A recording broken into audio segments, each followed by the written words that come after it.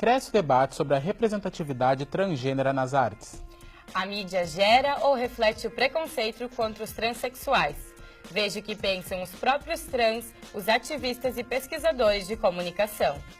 Programa para qualificar o turismo LGBT na capital pode acabar. E mais, vidas atravessadas pela crise e também pela libertação da descoberta de um novo gênero. São histórias de renascimento que você vai conhecer agora no Prisma, o programa de TV dos alunos da Unicinos. Olá! Crise de identidade, descobertas, histórias de quem não se identifica com seu gênero de nascença.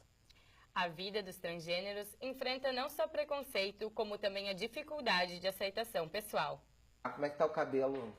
A maquiagem, não tô suada. Dona de uma personalidade forte e positiva, Adriana é professora da rede pública estadual. Há cerca de 10 anos, ela se tornou a primeira diretora trans do Rio Grande do Sul. Eu assumi, na verdade, a coordenadoria agora em novembro de 2016. Antes eu era coordenadora das políticas para criança e adolescente. Porque, na verdade, a minha parte técnica mais é na área da educação e direitos humanos, né? Então, a questão da diversidade é porque eu sou a diversidade, né? Então, eu tenho essa vivência, né? Mas o caminho que trouxe a Adriana até aqui foi duro.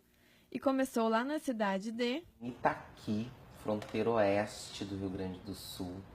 Lá no recanto do recanto do recanto do Rio Grande do Sul. Tá? Sou a primeira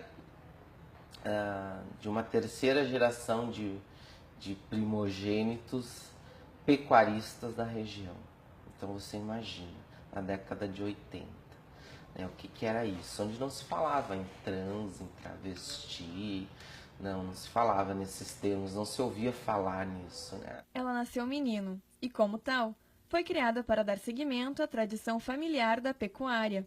Só que desde a infância, Adriana não conseguia se identificar com o gênero masculino. Minhas recordações psicológicas me remetem a 4 anos de idade, assim, eu andando atrás da minha tia e olhando ela, olhando minha avó, olhando minha mãe, olhando todas as mulheres, mas eu achava que quando eu crescesse eu queria ser igual a minha tia, porque eu achava que a minha tia era mais feminina. Mas a afirmação dessa identidade de gênero só veio mais tarde. Quando chega o período da adolescência, aí chega o momento de consolidar, afinal, quem eu sou, né? Quem eu sou pro mundo, mas principalmente quem eu sou pra mim, né?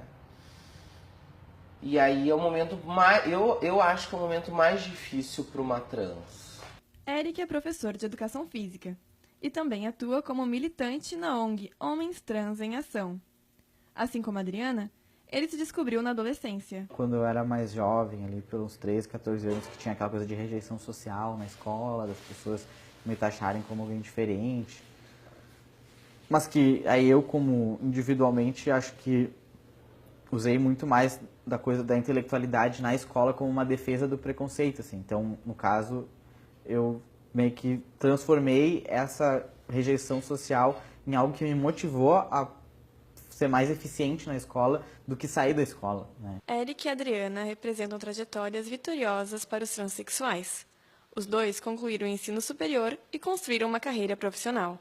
Mas essas histórias, infelizmente, são exceções. O apoio familiar foi muito importante porque foi o que garantiu que eu pude continuar na escola, pude terminar a faculdade. A compreensão e o encaminhamento familiar foi o que me trouxe toda a diferença para que eu conseguisse terminar o ensino médio, para que eu conseguisse fazer a faculdade, para que eu conseguisse fazer um pós e para que eu conseguisse fazer um concurso público e estar no estado. Em alguns casos, a falta de compreensão da família impede até mesmo que a pessoa possa externar sua identidade de gênero.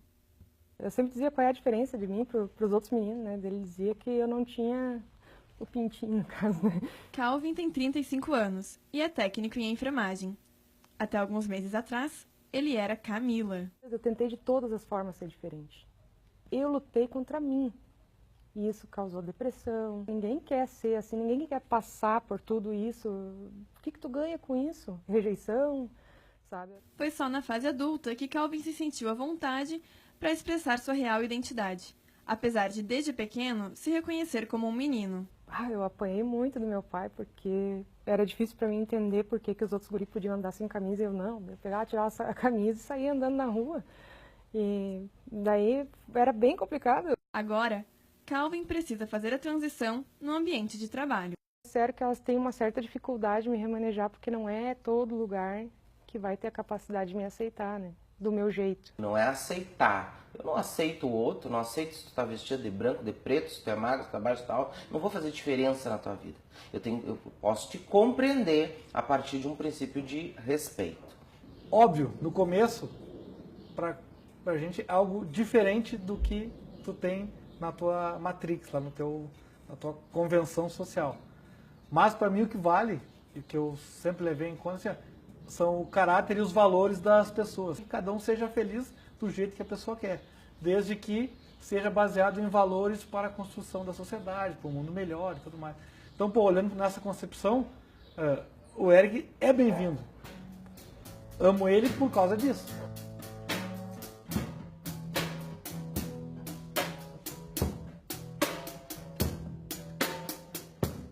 Transsexuais e travestis fazem parte de um grupo que muitas vezes é marginalizado pela sociedade.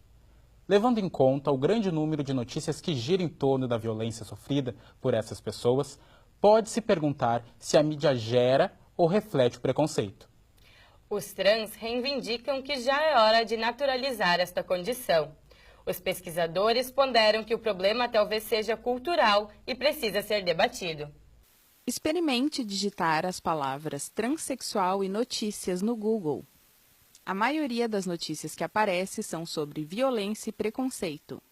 É só tu pegar e abrir uma página no YouTube e colocar lá a palavra transexual, travesti, tu só vai ver barraco e gente sem roupa e palhaçada. Exatamente porque não sabe lidar com essa questão. Geralmente são quando apresentam as questões das pessoas trans, são de uma maneira sensacionalista, né? Ou hipersexualizando por um lado, ou mostrando só a questão da violência do outro, né? Na mídia ninguém pega lá aquela transexual que está distribuindo sopa em entidade carente, ninguém pega aquela uma que está estudando, que concluiu uma faculdade, que tem uma ONG.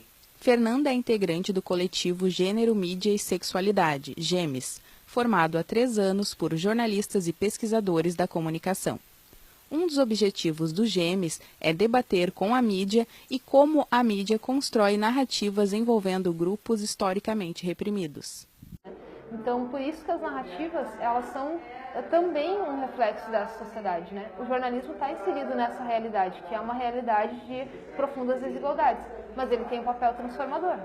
Então, tem muitas narrativas que têm contribuído, sim, para que a gente desmistifique alguns preconceitos, para que a gente colabore para construir uma sociedade mais igualitária. Nós não somos malvados como jornalistas porque fazemos isso. Isso é feito, como eu pude perceber, de uma forma inconsciente, porque esse é o conhecimento que circula de forma dominante em diferentes lugares, né? E é dentro de uma cultura que é uma cultura... O Brasil é isso que não está nos livros daqueles que nos dão ali na escola básica, mas que qualquer outra, um refinamento de estudo vai te mostrar, que o Brasil, como é que ele se funda como Estado-nação brasileiro, que é nas bases do racismo, do machismo, isso está na sua estrutura. Então é nessa sociedade que a gente está falando. Enquanto esta cultura não mudar, muitos ainda serão prejudicados pelo preconceito que ainda domina parte da nossa sociedade. Porque o preconceito exclui a gente do sistema de ensino, a maioria das pessoas lá no começo. Já lá no ensino fundamental e no ensino médio, que a maioria das pessoas trans acaba saindo, nem chega na faculdade. Eu conheço trans que trabalham em caixa, eu conheço trans que são gerentes de banco, eu conheço trans em várias áreas e não só na prostituição, mas 90% estão na prostituição. A cabeleireira Joyce superou os obstáculos e hoje é uma empresária de sucesso.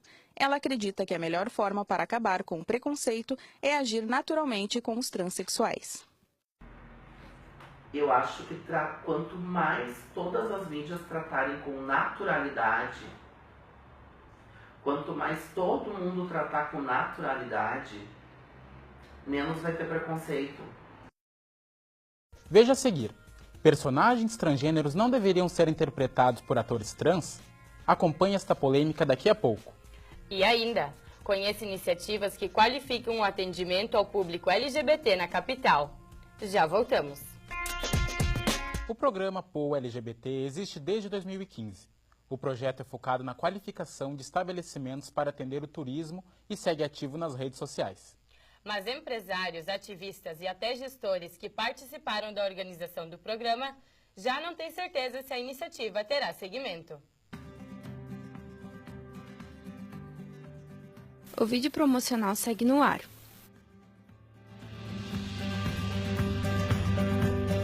No portal institucional ainda é possível ver os estabelecimentos que aderiram ao programa e dicas de passeios turísticos, em diferentes lugares da cidade.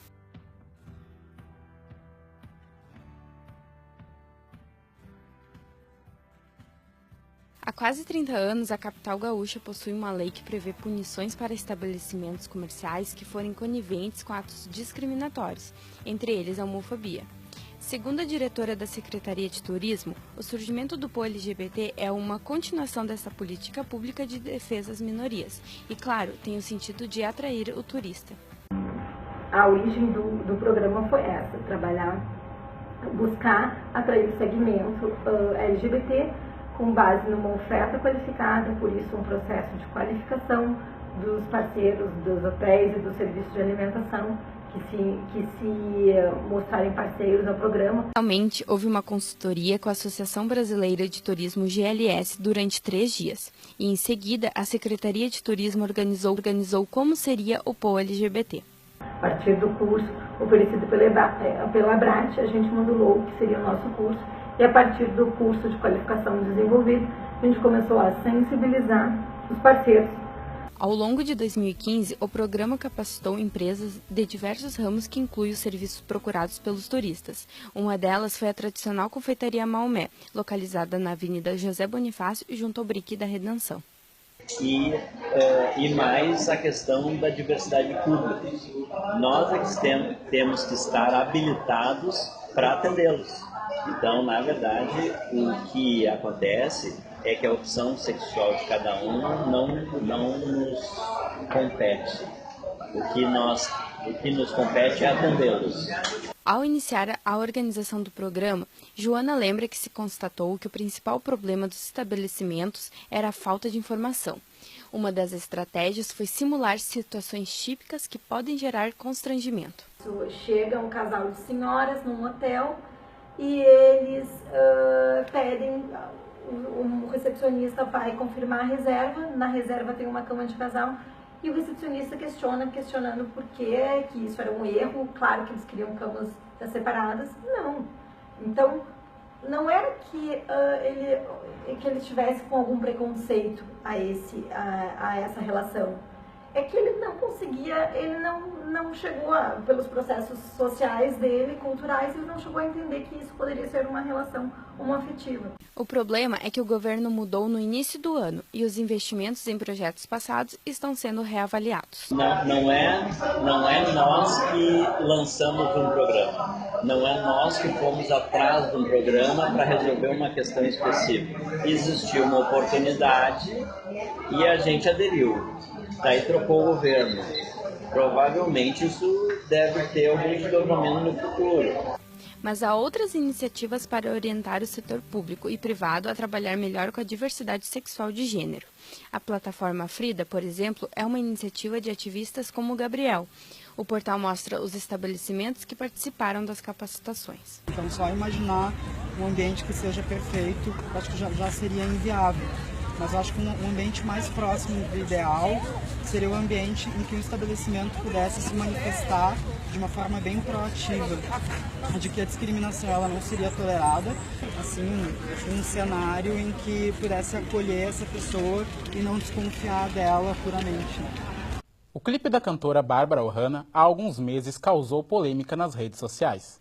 Tudo porque o ator global Cauã Raymond interpretou uma travesti. O debate trouxe para a mídia a discussão sobre a representatividade trans na cultura.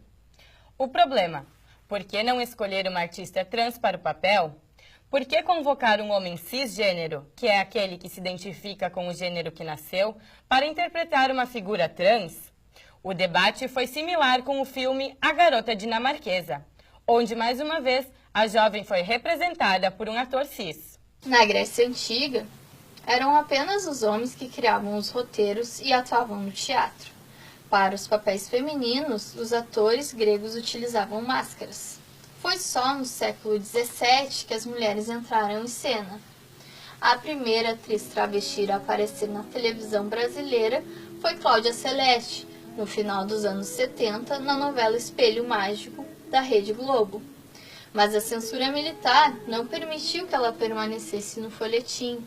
A atriz retornou à televisão 10 anos depois, na novela Olho por Olho da mesma emissora. Até hoje, foi a única travesti a estrelar uma novela inteira. Já a participação de pessoas transgêneras na mídia cultural anda em passos lentos. Lennon é transformista e representa a personagem Rita de Libra. Para ele, representar alguém é mais fácil, já que a aceitação das pessoas é maior. Como é só um personagem, então parece que as pessoas gostam. Elas conseguem evitar fazer brincadeira, tem aquela liberdade comigo, mas eu também tenho a liberdade com eles, onde a gente não vai passar de um limite. Para Bruno, ator, professor e produtor de teatro, a representação das pessoas trans, como que ocorre na novela transmitida na emissora global, é um passo a mais para a visibilidade. A gente está tendo pela primeira vez essa oportunidade em mídia nacional, sabe?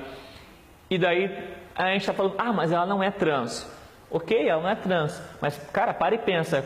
Quantas famílias tradicionais, quantas senhoras do lar, quantas pessoas que nem sabem o que é a palavra trans estão vendo e estão aprendendo pela primeira vez que existe diversidade sexual, sabe? Enquanto isso, artistas transgêneros como Luiz reivindicam uma presença mais complexa e variada em cena, resultando em uma maior discussão sobre a representatividade dos trans nas artes. Eu acho que o trans ele está mais inserido no teatro, no palco mesmo, do que na televisão, que eu acho que é um espaço mais difícil da gente alcançar. Bruno concorda que essa arte abre portas para o reconhecimento pessoal de cada indivíduo. Eu acho que sim, eu acho que o teatro está nesse lugar de abrir, de experimentar, né? Eu costumo dizer que sim, no meu trabalho, nas oficinas que eu dou, que teatro é dizer sim. O Luiz começou a carreira no teatro aos 10 anos. Em uma das primeiras peças em que atuou, seu papel foi de um menino. Na época, ainda era Larissa Deon. A transição começou em dezembro do ano passado. Com o apoio dos pais e a liberdade do teatro, ele conseguiu se encontrar. Eu dei o primeiro passo, foi quando eu cortei o meu cabelo, que ele era grande, muito grande, e aí as pessoas estranharam muito, assim. Mas foi o primeiro passo. E a partir dali, conversando com os meus pais e com o apoio deles, eu decidi trocar o jeito de me vestir. O teatro foi fundamental para a transformação de Luiz. Foi representando outras pessoas. Não que seja mais fácil, mas parece que se tornou mais fácil representar a Larissa durante esses anos, entende? Porque desde pequeno, assim, eu represento, eu atuo e eu faço outras pessoas. Ele é otimista sobre as oportunidades para os trans nas artes. E eu acho que agora chegou a nossa vez, a nossa voz de mostrar isso. E eu aqui agora, eu me faço presente para isso. Eu quero falar sobre isso, eu vou falar sobre isso para poder desmistificar isso, sabe? Para mostrar para todo mundo que somos gente, somos pessoas. A gente só quer viver normal. O Prisma, programa de jornalismo televisual dos alunos da Unicinos, fica por aqui. Até mais!